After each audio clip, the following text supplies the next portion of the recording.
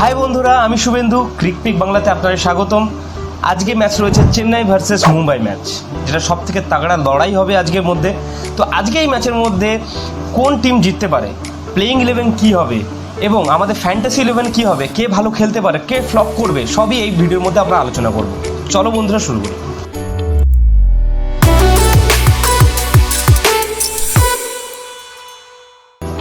তো লাস্ট অবধি দেখতে থাকো। লাস্টে আমি বলবো কে ম্যাচ জিতবে, এটা কিন্তু একদম ভাইটাল জিনিস। কে ম্যাচ জিতবে সেটা কিন্তু আমি বলে দেবো আজকে। তো সেই অনুযায়ী কিন্তু চেন্নাই ভার্সেস মুম্বাই যে ম্যাচটা হয় সেটা সবসময়ের জন্য রাইভেলরি ম্যাচ হয়, কারণ চেন্নাই মুম্বাই ফ্যান বেস খুবই আলাদা এবং খুবই বড়।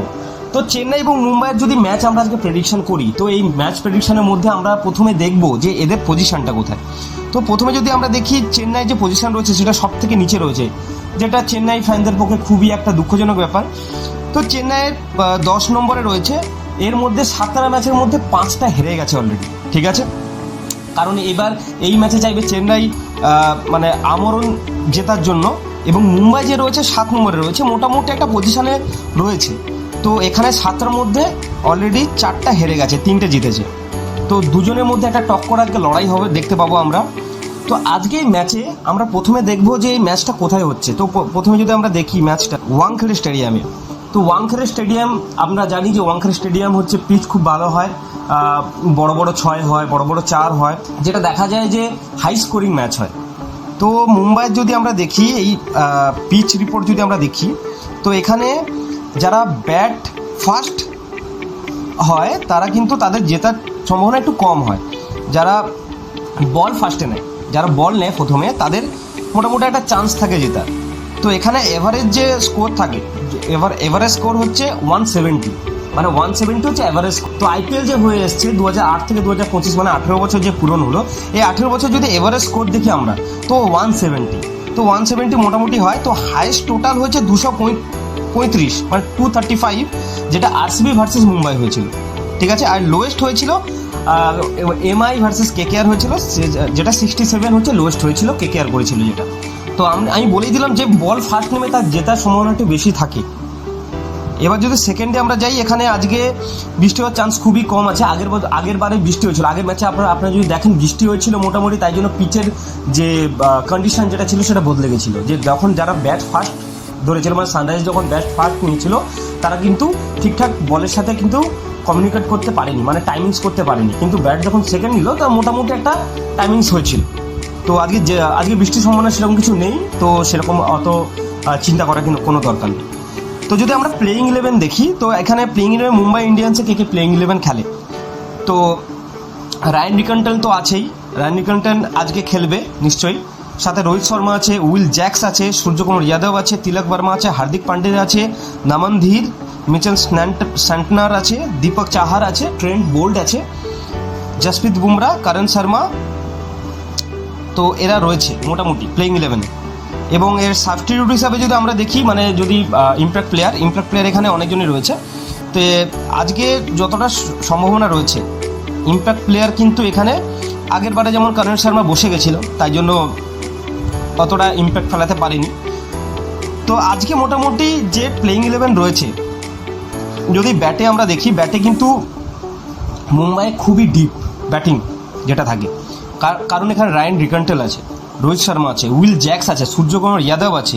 আজকে যে টিমটা রয়েছে মোটামুটি এদের মানে স্ন্যান্টনার অবধি, মানে 1 2 3 4 5 6 7 8 নম্বর অবধি ব্যাটিং রয়েছে, ঠিক আছে। সবসময়ের জন্য মুম্বাইয়ের ব্যাটিং সবসময় ভালো, যখন চেস করার চেষ্টা হয়, যখন 200-র ওপরে যখন চলে যায়, দেখবেন যে মোটামুটি 200 কাছাকাছি কিন্তু ওরা হেরে যাচ্ছে, কিন্তু 200 কাছাকাছি নিয়ে যাচ্ছে, ওরা মোটামুটি কাছাকাছি নিয়ে যাচ্ছে।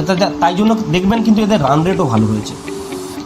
তো দীপক চাহার একটু অফ ফর্মে চলছে, ট্রেন্ট বোল্ট মোটামুটি বল করছে, জসপ্রীত বুমরা তো বল করছে মোটামুটি। দিল্লির বিরুদ্ধে তো একদম খারাপ খেলেছে, করুণ নায়ক পুরো ধুয়ে দিল জসপ্রীত বুমরাকে, তাই জন্য জসপ্রীত বুমরাতে প্রচুর মনের মধ্যে আঘাতও লেগেছিল।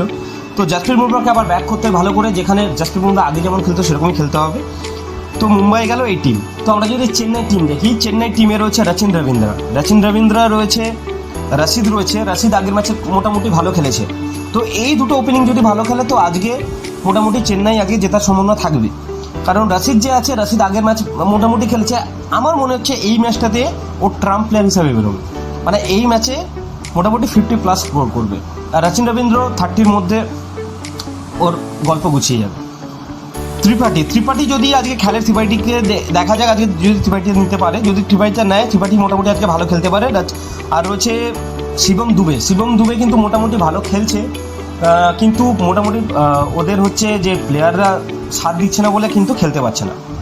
ওভারটন রয়েছে, বিজয় শঙ্কর রয়েছে, আর কম্বোজ রয়েছে, খালিল আহমেদ রয়েছে। খালিল আহমেদ ভালো বল করছে নিঃসন্দেহে, নূর আহমেদ ভালো বল করছে। এদের বলিং টিমটা মোটামুটি ভালো হলেও ব্যাটিং টিমটা একদম ভালো না। তো আজকে যে প্লেয়িং 11 যে হতে পারে, তো আজকে আমার মনে হয় সিএসকেতে খেলবে রশিদ, রবীন্দ্র, ত্রিপাঠী, জাদেজা, শিবম দুবে, বিজয় শঙ্কর, MS ধোনি, আর ওভারটন কম্বোজের মধ্যে কাউকে একজন নিতে পারে। খালিল আহমেদ খেলবে, নূর আহমেদ খেলবে, আর হচ্ছে পাথি রানা খেলবে।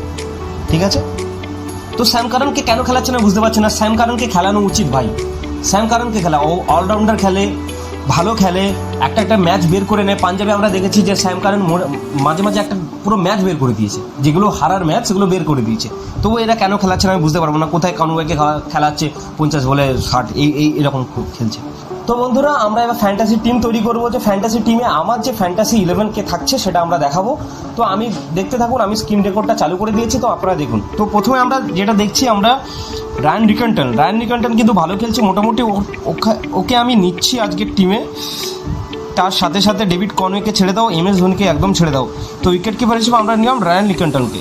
তো ব্যাটিং ক্ষেত্রে সূর্যকুমার যাদব একদম থাকবে, সূর্যকুমার যাদব থাকছে। তিলক বর্মাকে আজকে খেলতে পারে, নাও খেলতে পারে, অফ ফর্ম ভালো ফর্ম এরকম চলছে। আগে দুটো ম্যাচ মোটামুটি ভালো খেলেছে। তো রচিন রবীন্দ্রকে আমি রাখবো। রোহিত শর্মা অবশ্যই থাকবে, রোহিত শর্মা আজকে খেলবে, 30+ রান করবে, এটা আমি বলে দিলাম। ঠিক আছে, 30+ রান করবে রোহিত শর্মা। প্রতিটা ম্যাচে, লাস্ট ম্যাচে 25 রান করেছিল, যেটা হাইয়েস্ট এই IPL। তো রোহিত শর্মা আজকের টিম 100% খেলবে, কারণ চেন্নাইয়ের বিরুদ্ধে ওর মানে একটা অ্যাগ্রেশনটা আলাদাই থাকে। নমনধীর ভালো প্লেয়ার, অলরাউন্ডার, কিন্তু ওকে বল মোটামুটি দেওয়া হয়, অতটা দেওয়া হয় না, তো ওকে আমি ছেড়ে দিলাম আজকে। শিবম দুবেকে রাখো, শিবম দুবে খুবই ভালো প্লেয়ার। তো বিজয় শঙ্করকে রাখা দরকার নেই। ত্রিপাঠী, জ্যাকব, সুডা দেখছি। আচ্ছা, ত্রিপাঠীকে এখন আমি বাদের হাতে রাখলাম। অলরাউন্ডার অনেক প্লেয়ার রয়েছে চেন্নাই মুম্বাই ম্যাচে, তাই জন্য অলরাউন্ডারকে আমি দেখছি। হার্দিক পান্ডিয়া থাকছে, হার্দিক পান্ডিয়া তো থাকবেই। জাদেজা ঠিক আছে। মিচেল স্ট্যান্ডারকে একদম রাখবে, ওটা কিন্তু একদম মিস করবে না। উইল জ্যাক্স একদম খেলবে। স্যাম কারনকে কেন খেলাচ্ছে না আমি আগেই বললাম, কেন বুঝতে পারছি না। বলিং যদি দেখি, আমরা নিচ্ছি বুমরাকে তো নেবই, নূর আহমেদকে 100% নেবে, খালিল আহমেদকে 100% নেবে। পাথি রানাকে ছেড়ে দাও ভাই, পাথি রানা ওয়াইড বল করে করে মেরে দেবে একদম, মানে পয়েন্ট খেয়ে নেবে পুরো। মানে একটা উইকেট নিলে পুরো একদম রানে তার পুরো একদম অবস্থা খারাপ করে দিচ্ছে। দীপক চাহার ছেড়ে দাও, বুমরাকে নাও। ব্যাটিংয়ে যদি আমি চেন্নাই 4 জনকে নিয়েছি আর মুম্বাই 7 জনকে নিয়েছি, এবার ব্যাটিংয়ে আমি নেব, অলরাউন্ডারে নেব। অলরাউন্ডার হয়ে গেছে তাই তো। আচ্ছা চলো বলি।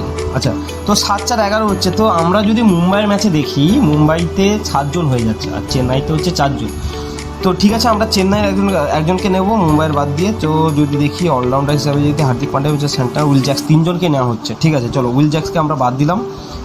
বাদ দিয়ে আমরা রবিচন্দ্রন অশ্বিন, ওভারটন, জাদেজাকে নিচ্ছি। চলো জাদেজাকে নিচ্ছি, 6-5-11। তো নেক্সট যদি করি, তো আমাদের ক্যাপ্টেন থাকবে, ক্যাপ্টেন আমি রাখছি রচিন রবীন্দ্রকে। ভাইস ক্যাপ্টেন থাকছে সূর্যকুমার যাদব। আমি আরেকটা সাজেশন করতে পারি যে বোলার হয় তাকে ক্যাপ্টেন করা। ঠিক আছে, কারণ ক্যাপ্টেন যদি করে, একটা বোলার যদি আমার মানে বেরিয়ে যায় যে ভালো, যদি 3-4 উইকেট নিয়ে নেয়, কিন্তু পয়েন্ট আমরা খুব ভালো পেয়ে যাই, তাই না? তো তাই জন্য আমি সবসময় সাজেস্ট করি যে বোলার যদি কেউ থাকে তো আপনারা ক্যাপ্টেন বানাতে পারেন। ঠিক আছে, আজকে আমি আমার ম্যাচে বানাচ্ছি না, তো সেরকম ম্যাচ নেই বলে। কিন্তু বলিং যদি কেউ, যে আপনার যদি মনে হয় যে এই বোলারটা আজকে ভালো খেলতে পারে, তো সেই বোলারকে কিন্তু আপনারা ক্যাপ্টেন করবেন। তো সেক্ষেত্রে কিন্তু আপনাদের সুবিধা হবে। ব্যাটে হয়তো কেউ 100 মেরে দিল, সেটা আলাদা ব্যাপার, ঠিক আছে। কিন্তু বলিংয়ে যদি কেউ 2টো উইকেট যদি মিনিমাম নেয়, সেখানে কিন্তু আপনার ক্যাপ্টেনের যে স্কোরটা, সেটা কিন্তু মোটামুটি ওভারঅল ঠিক হয়ে যাচ্ছে। তো এটা আমি মোটামুটি হেড টু হেড এবং স্মল লিগের জন্য এটা আমি বেছে নিলাম এই টিমটা।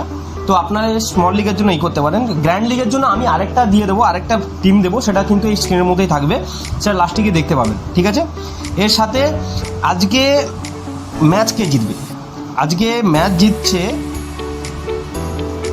জিতবে সিএসকে লড়ার চেষ্টা করলেও আজকে মুম্বাই ম্যাচ জিতছে, ঠিক আছে। তো আজকে জিতবে মুম্বাই ম্যাচ। তো একদম আপনারা যদি মুম্বাইতে করুন, মুম্বাইতে যদি স্টিক থাকেন খুবই ভালো। তো মুম্বাই আজকে ম্যাচ জিতছে, ঠিক আছে। সাবস্টিটিউট প্লেয়ার নিলাম। তো আরেকটা থাকছে হচ্ছে ট্রেন্ট বোল্ট থাকছে, নমন ধীর থাকছে, আর হচ্ছে ত্রিপাঠী থাকছে। আরেকজন থাকবে আমাদের হচ্ছে ট্রেন্ট বোল্ট, পাথিরানাকে, রাশিদকে রাখো। রাশিদ একদম ভালো প্লেয়ার, রাশিদকে রাখো। ওকে ইম্প্যাক্ট সাবস্টিটিউট নিয়ে আসবে, কারণ আমি বললাম আজকে রাশিদ খুব ভালো খেলবে। তো রাশিদের জন্য একদম রাখবে, ঠিক আছে। সাবস্টিটিউট প্লেয়ার হিসেবে রাশিদকেই রাখবে, আর কাউকে না। সাবস্টিটিউট প্লেয়ার যখন মানে ইম্প্যাক্ট প্লেয়ার হিসেবে রাশিদকেই নিয়ে আসবে, ঠিক আছে। আর কোনো কথা নেই। ব্যাকআপ আছে। টসের পরে আমরা পুরোপুরি একদম টিম বানিয়ে নেবো যে কে খেলছে কে না খেলছে। তো টসের পরে আমার ফাইনাল যে ড্রিম 11 স্মল লিগের যেটা থাকবে, প্লাস হচ্ছে আমার গ্র্যান্ড লিগেও একটা দিয়ে দেবো, সেটাও দেখতে পাবো, ঠিক আছে। তো আমার এই চ্যানেলে যে লাইক সাবস্ক্রাইব করে কমেন্টে জানিয়ে দেবে লাইক অ্যান্ড সাবস্ক্রাইব, তো সেখান থেকে আমরা টিম ভেরিফাই করবে, সেখান থেকে দেখব আমাদের যে ফার্স্ট 5 জন থাকবে সেই 5 জনকে 500 টাকা করে গিভঅ্যাওয়ে দেওয়া হবে, ঠিক আছে। তো চল।